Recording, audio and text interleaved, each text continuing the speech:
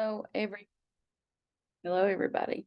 Um, it is week 3, and we're going to start talking about chapter 2 this week. And I wanted to stop by and go over a few things that's in chapter 2, but also kind of try to give one last plug that if you're still struggling, maybe in Stu Kent, or you're struggling with how much work is involved in college in general, and you've got 5 classes, and OMG, you didn't know it was going to be this bad. If you're struggling, I think everybody's got the book now, but if not, holler at me. Before you panic or give up or anything like that, I want you to holler at me. Shoot me an email and we'll get through it. I am not the person that's gonna say, you didn't have the book in the first week, so you need to drop my class. That's not where it's not. No, I'm not in the business of doing that.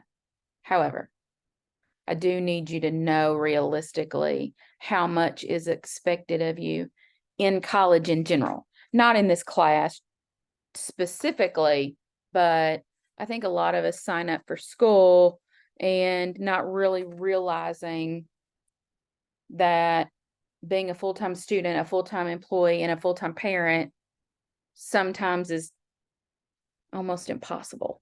And it's stressful. And here's what I don't want to happen. I don't want you to just completely ghost me and then you end up with an F in the class in the next 12 weeks. I don't want you to just give up and say, I'll just do it again next semester without talking to me first. Even if it's not this class, if it is another class and you're just already throwing in the towel, even though we've only finished 2 weeks, I would ask that you holler at me first. Seriously, no judgment, but please reach out if you're struggling in any capacity. Also, in case you didn't know, we have a food pantry on campus for students, faculty, and staff. If you need access to that, please reach out. If you are having financial aid difficulties, and it's hurting your ability to get all your books, maybe you have some, but not all, reach out. We can see if there are scholarships available, and sometimes there are. Hear me. I know of 2 people that got scholarships last week for just 1 book. So if those are issues that you're having, please reach out to me. In week 3, we're starting chapter 2, and chapter 2 is titled Startup Decisions. And it is likely that a lot of the questions that's going to be asked in this chapter, specifically about decisions that Jasmine Abrams should make, are questions that you should also be asking yourself. I think a lot of us start or take this class and you're like, I can't wait to open my own business. I don't need to work for other people. First off, if you honestly don't need to work for other people, one of the questions you need to ask yourself is, why can't you work well with others? Everyone needs to learn how to take direction. That doesn't mean, though, you wouldn't be an excellent entrepreneur. Hear me. If the only reason why you're wanting to start a business is because I don't want to have a boss, I need you to rethink that, because you're going to have 6 billion bosses now, because every customer is going to want something from you.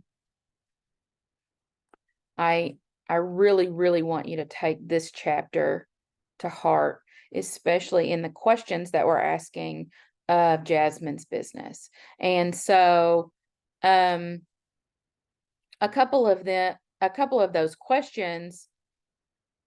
One, deciding what to sell. Now, a lot of you already have a business idea, and great, but there are additional questions that you should ask yourself. First, the chapter says what's missing from the marketplace, but I always frame this question more along the lines of what's missing for you, not as a person, as a consumer.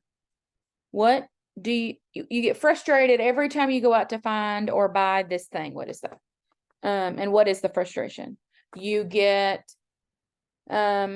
you have to order this one thing from a business that's 6 states away because it doesn't exist here. What are the frustrations? What is missing? And there are lots of things that are missing that maybe we don't know about. Do you have an idea that you think we need, but you're not quite sure? Will your idea make life better for someone? And what is that group of people that someone belongs to? Also, does a solution to that already exist? What is the problem? What's missing in the marketplace? Does your idea solve the problem and make life better for someone else? Now, these questions sometimes are hard. They're hard to answer because you've always wanted to open that thing, whatever that thing is. And let's pick something simple as far as not simple to do, but simple business idea to discuss.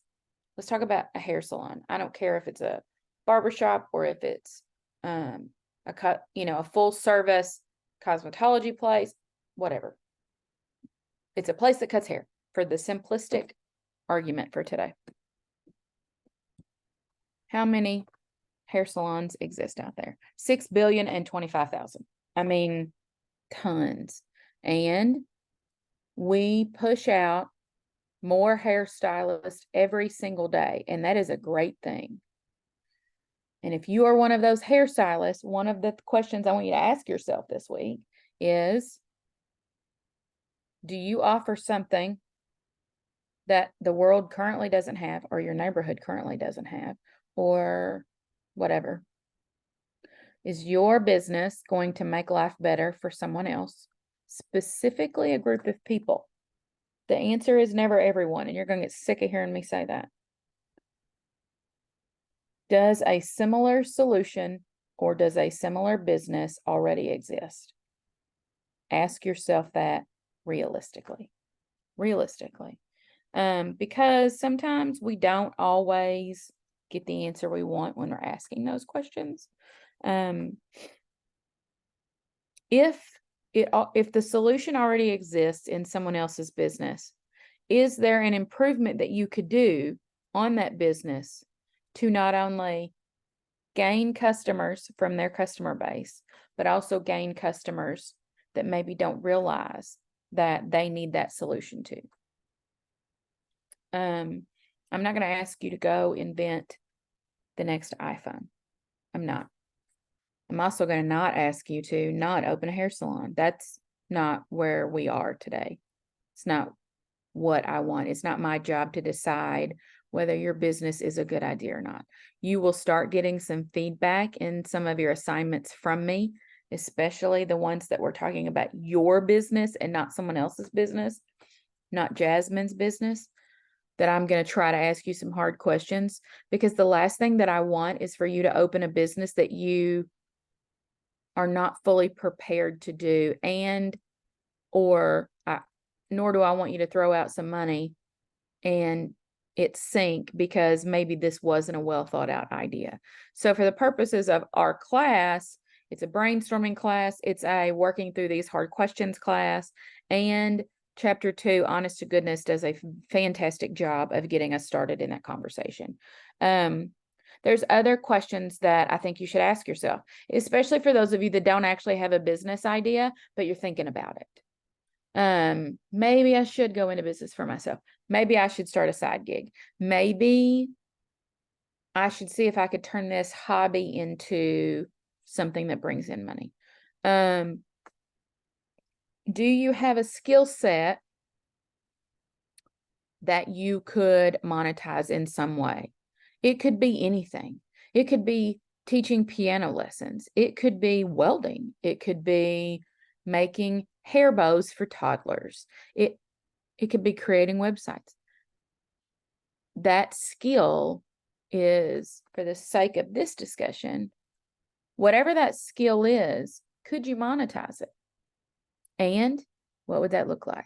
So, something to think about. Also, are there millions of people with this skill, or are there 3 people in the world with this skill?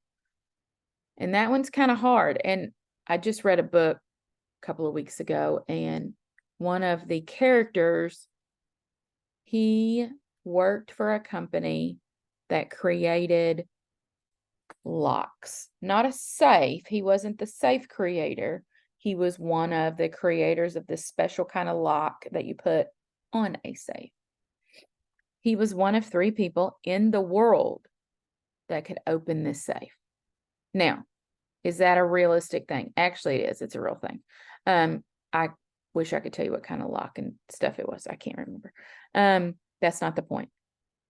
He charged like thousands of dollars an hour because he was one of 3 people in the world that could do this. And in the story, he was also charged with teaching that skill to someone else, because if all 3 of those people die and you've got 200 people out there that own a safe that has this specific type of lock in it and they lose their key, you couldn't even blow this type of thing up. Like, it still wasn't gonna work. I get that it's just a story, but there are various levels of skills and how high in demand they may be.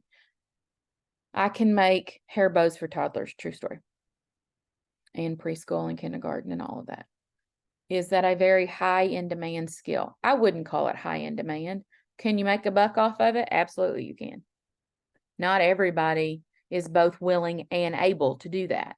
And that's something that you need to remember with business in general. You have to be willing and able to make and or sell that thing. But also your consumer has to be both willing and able to buy it. So just because you want to sell a hair bow for $1,000 a piece doesn't mean people are going to be willing and able to buy it. So that all kind of works itself out. But when you're looking at your own skill set, what are you good at? What can you do? And can we monetize it? Can we market it? Can we sell it? Can we, something to think about as you're brainstorming business ideas.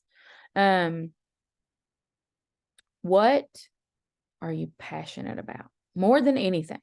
If you could do anything in the world for work and you owned it and you created it and you did it, what would that be? And what are you passionate about? Are you really good at programming and you could sit and program websites all day long and you do it for fun, but you've never actually sold that? You've never let someone pay you for that. Is that something? That's an idea. So we're brainstorming. Also, how much is it going to cost you to start the thing? If I'm going to start a hair bow business, how much is it going to cost me? Not a lot, honestly. Between buying the materials for, let's say, $100 to start, and then TikTok to get me on a social platform, and then maybe Instagram, and then some e-commerce way to sell that back and forth. You could use TikTok Shop, but you could also use Shopify.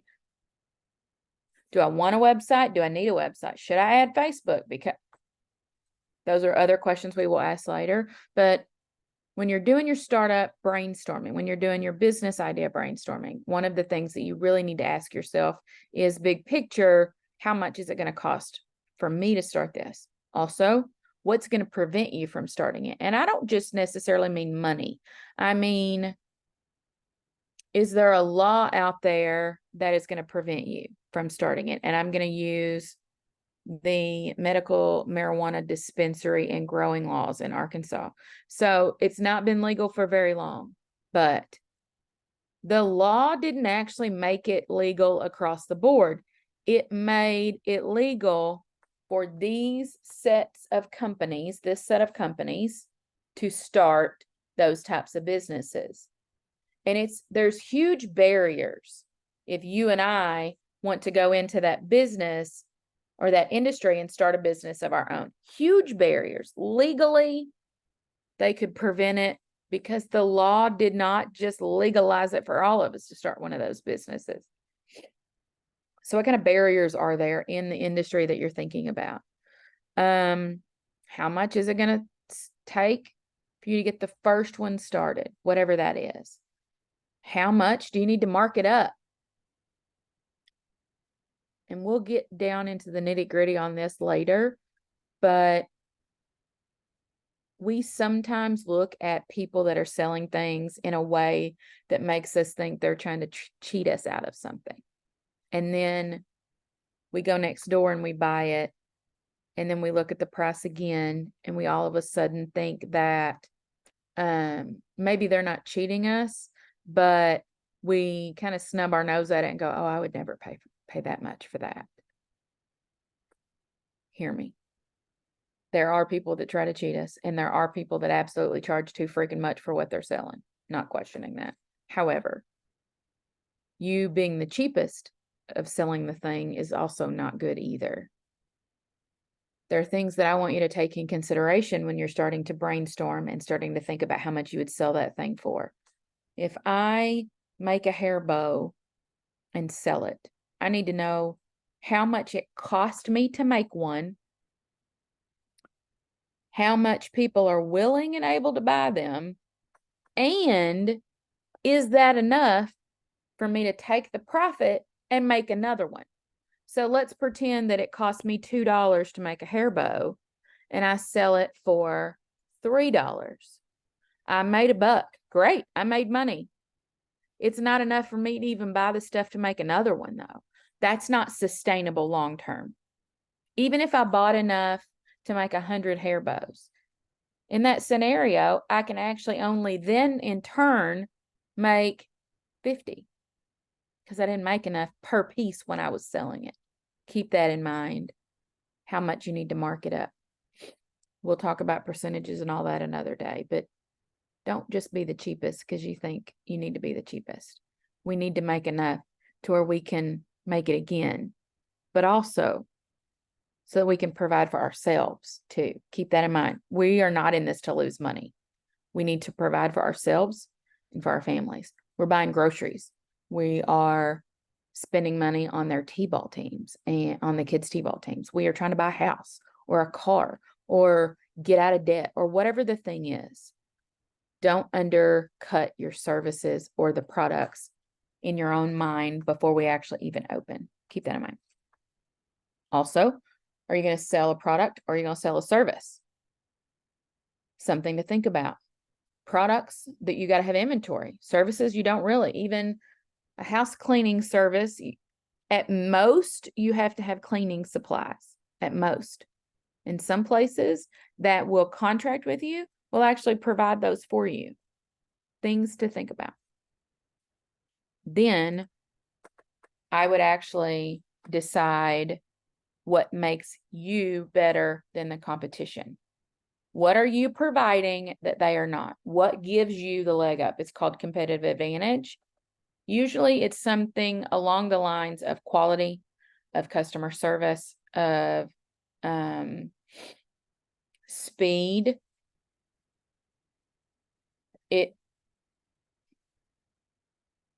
If I were to ask you Target and Walmart, who has the best quality?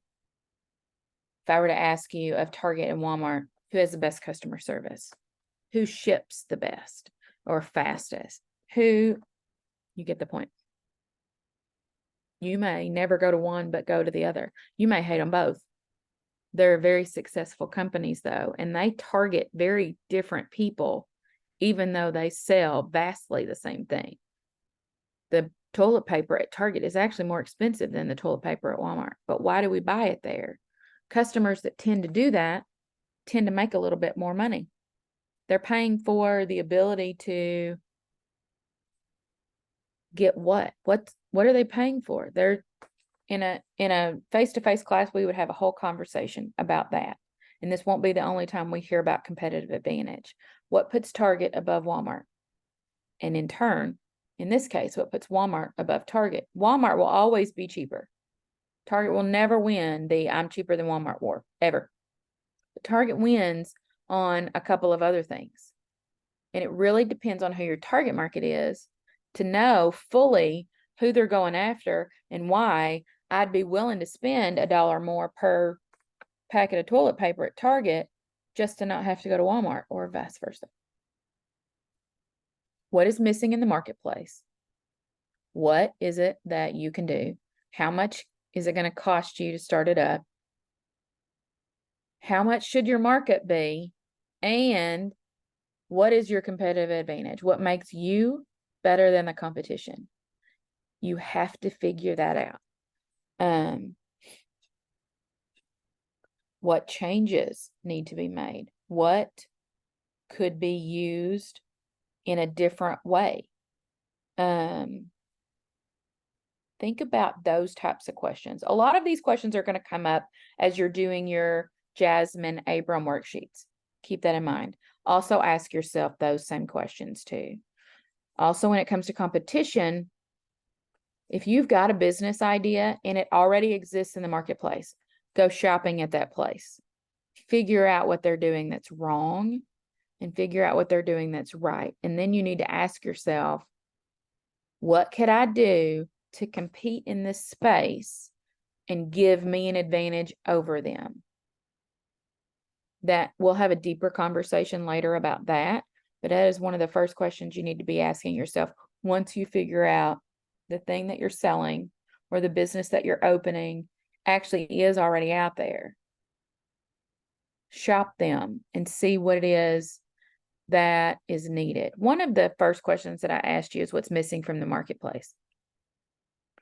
In the city of Little Rock, we have what is called food deserts. And food deserts, for those of you that don't know, are areas in geographical locations that do not have fast access to fresh food. Fresh food. I'm talking grocery store produce, fruits, vegetables, fresh meat, things like that. I am not talking about canned goods, boxed food, processed food on the shelves of a place like Dollar General or Fred's or something like that. That's not what I'm talking about. We have a small handful of neighborhoods in Little Rock that do not have quick access to grocery stores. There might be a convenience store down at the corner or the local corner store that sell, maybe it's a vape shop, but it also has some food in the back or something like that. That does not get us out of a food desert. In the 12th Street corridor in Little Rock, it's classified legally by the government as a food desert. There is no access to fresh food in that neighborhood. It is even worse in neighborhoods when you're looking at the amount of people that either don't or can't drive. Maybe it's disability, maybe it's lack of funding, maybe they can't afford a car so they never went and got their driver's license anyway, maybe whatever. There's a huge opportunity around the 12th Street corridor area for a grocery store. What kind of food would need to go in that grocery store to help lift that neighborhood up out of what we know as a food desert? What kind of money would need to be invested to get that thing started? You see my point. You have to be able to research what's out there, what's missing in the marketplace, and can you afford to take on that risk? Because I can sit here and preach all day about how we need a grocery store around 12th Street, but at the end of the day, I don't have the hundreds of thousands of dollars that it would take to get that started, no matter how much I want that started. So what's missing in the marketplace, and can you take it on too? Keep that in mind. Do research. Are there grants out there that would let us open a grocery store in a food desert? Maybe. I haven't looked. Something to think about as you're brainstorming business ideas. Research the competition. And the last part of your chapter starts talking about SWOT analysis, strengths, weaknesses, opportunities, and threats. There's a whole section that you can read on that. If I could tell you anything about SWOT, strengths and weaknesses, when you're doing an analysis and you are part of the analysis, your abilities are part of the analysis. Strengths and weaknesses are things that you personally have a say-so in. You can impact change in strengths and weaknesses. Those are called internal. Opportunities and threats are things that you have no say-so over. You don't get a say-so that, and I'll give an example. There are certain neighborhoods in Florida where housing insurance is being dropped completely. As a business owner, That should be extremely alarming if you own a business in those neighborhoods. Why? People are going to have to get up and move. Why? Because if anything happens, their house won't be covered by insurance. They will need to move to a neighborhood that is now covered under housing insurance. I won't go into rights, wrongs, or anything else about that issue. But as a business owner, that is a huge threat to them. It's a threat to their livelihood. And so what threats out there exist in the marketplace that could shut you down? Maybe the laws are changing in an industry that you're in. So you would need to know that. What opportunities exist for you in that area? You really don't have a say-so in what opportunities are out there, but if you find a huge opportunity that exists, should you jump on it? Okay, SWOT. And last, what type of business, in this case, should Jasmine open? And in the, the chapter talks about different types of business models. Business to business, business to consumer, franchise, e-commerce, drop shipping, subscriptions, brick and mortar, gig economy. If I could talk about any of them, it'd probably be gig economy, because a lot of us are going to start businesses on the side as gigs, as a side gig, with the hope that it grows into full-time. Also, there's a lot of us in this class that are getting their certificate in digital marketing. About half of the students in that program want to freelance. That's gig work, meaning you're seeking out those contracts, and that is where you're bringing money in. A lot of us will do gig work. I do gig work. I would encourage you to dig into gig work extra this week. And the last thing I really want you to dig into, if you've never heard of it, is called white label. There are white label products out there. Now, white label, let me rewind for a second. It is when a manufacturer manufactures the thing. I actually looked into some white label products last year. And one of them I looked into were false eyelashes. It is a manufacturer that makes and distributes false eyelashes. They do not do it under their own name. Their sole business model is selling to entrepreneurs that want to start their own false eyelash business and brand it themselves. So, private labels are like Equate at Walmart, would be Arizona Jean Company at Penny's, Cremu at Dillard's. They are the brands that only that one company sells. Those are private label. They're owned by the company that sells them. White label, they're not exclusive, and they can be sold a bazillion times over by 10 different companies, and those 10 companies may not know about each other. And because everything is boxed, wrapped, branded, color schemed differently, no one ever knows that they're actually the same products. But there are millions of businesses out there that everything that they sell was actually white label. And the whole business model around it, again, is that there are manufacturers that their business model is to sell this item, whatever it was, in my case, it was false eyelashes, in bulk to entrepreneurs starting a business. I chose not to move forward with the false eyelash company. That business, though, the white label business that I was looking at, I met with the manufacturer a couple of times, and they manufacture everything from the actual lashes themselves to the types of glue that was offered. And you would just pick. So you picked the color of the lashes, you picked the length of the lashes, you picked the type of glue, if it was the paint style glue, or if it was, there was 2 or 3 different types of marker. They look like Sharpie markers, and you just drew on your eyelid. It was an eyeliner that was also glue, and you just stuck the lashes to it. They also manufactured the box and the packaging material. So if I said that my branding colors were going to be pink and black and white, and here's my logo, and here is all the branding things about everything that I've created. They manufacture the boxes, they package them together, and then they just ship them to me.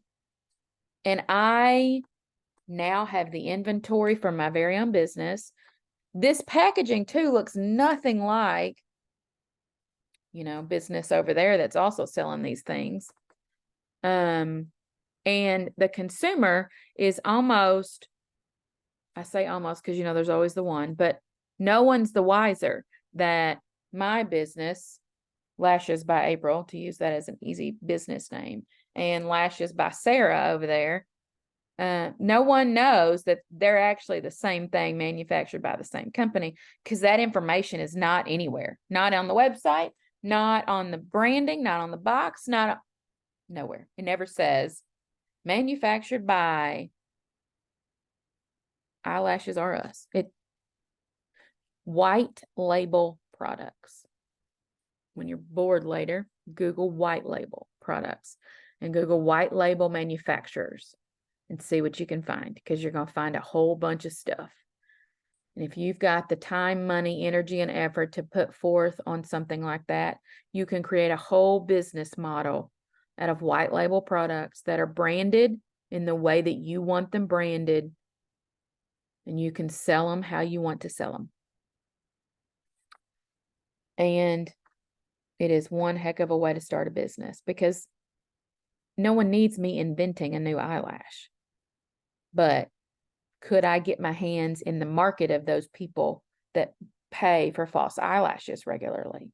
Could I, if it's a multi-billion-dollar industry, and if I could earn 1% of that multi-billion-dollar industry, then it becomes me being able to partner, sell, and market this product that I have now bought from the manufacturer. Keep that in mind. Look up white label.